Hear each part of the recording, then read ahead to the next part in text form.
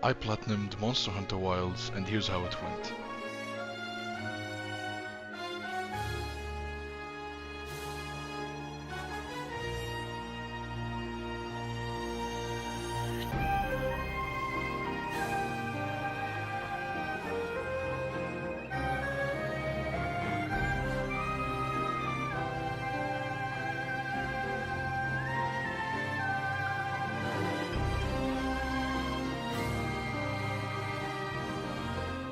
The platinum consisted of 50 trophies with 2 gold, 11 silver, and 36 bronze trophies. Unfortunately, I only thought of recording this video when I was more than halfway done with the trophy grind. I had exactly 32 trophies out of the 50. Although I was knee deep into the grind, I was still able to capture a good chunk of content that was left, and trust me, the last few trophies were no joke. The bulk of the trophies that I had already completed consisted of completing the low rank and high rank story, completing almost all the side missions, and various miscellaneous trophies that range from performing your first sneak attack to changing the color of your tent. The platinum for Monster Hunter Wilds is easy to achieve, with no missable trophies, but what it really tests is your patience, with very luck-based trophies such as the Crown Hunt, which is exactly when I started recording this video. For the uninitiated, crown hunting is the most painfully excruciating trophy throughout this entire platinum grind.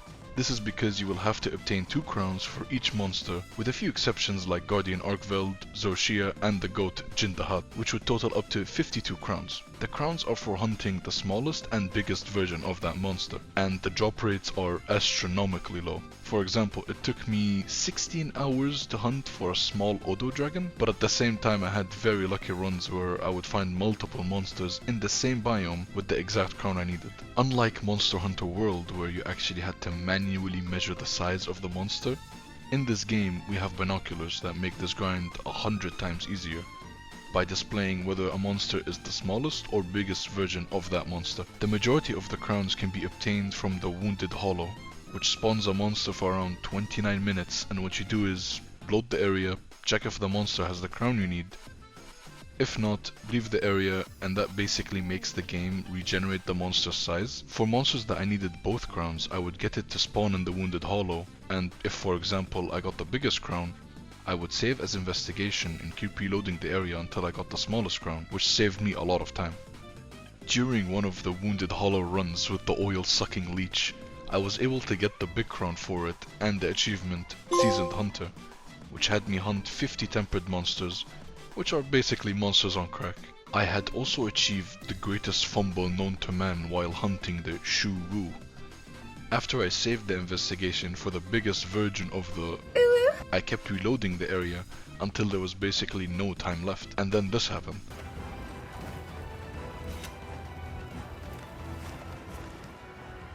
No! Yeah, this motherfucker spawned at the last possible second, but where I fumbled was by not beginning the field survey. If I had begun the survey, I would have kept him in the area and got the small crown. After this major fumble, I knew I needed a small win, so I went to the smithy and got a very easy trophy out of the way, which had me craft a Artian weapon of Vertier. I then went back to completing the crown hunt, since apex monsters like Raydao, Uthduna, and Nu Udra don't spawn in the Wounded Hollow. I had to try another method to farm their crowns. After resting and resetting the area to include inclemency, they will usually spawn in their respective biomes.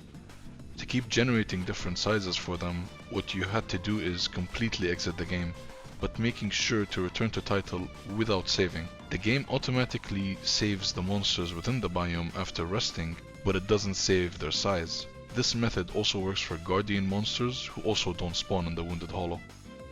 I previously mentioned having lucky runs when I was hunting for crowns, and this is one of them. I found a big crown Guardian Rathalos, and while fighting him I spotted a Guardian Dogshuma that had growth complications. A few more big crowns later, I finally achieved the Giant Crown Master trophy, and all I had left for crowns was a small Guardian Odo Dragon.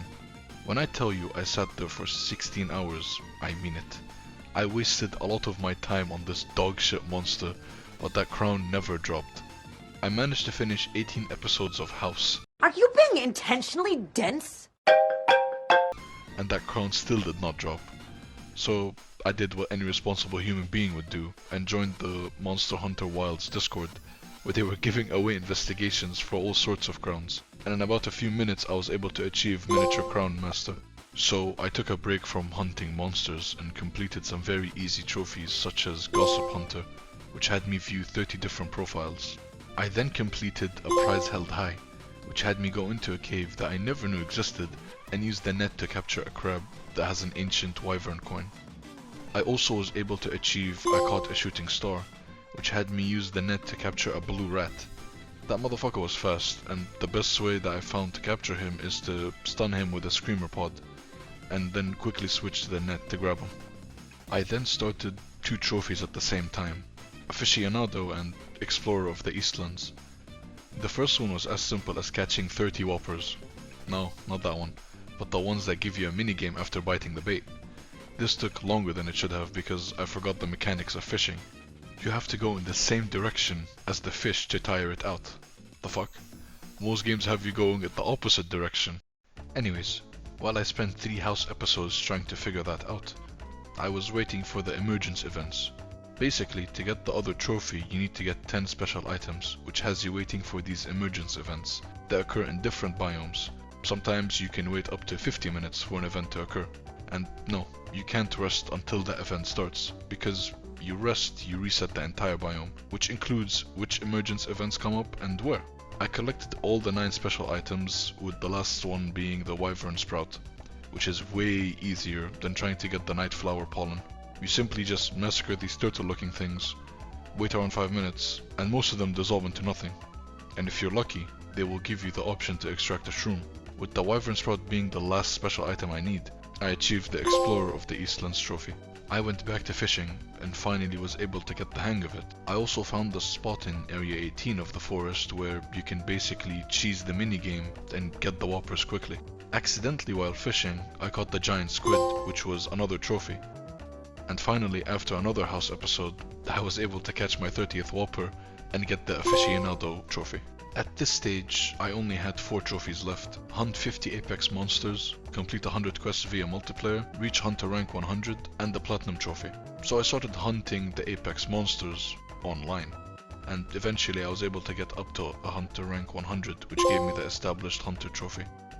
I hunted some more Uthdunas and was able to get the top of the food chain trophy. The only thing between me and the platinum right now is having fun. So I just started enjoying the hunts, sometimes with a friend of mine, and other times by joining online quests with randoms. And I think this is where the game truly shines. The story is basically the same as Monster Hunter World. Big monster makes all the other monsters not nice, so we kill it. And to be fair, the game is not difficult in any way.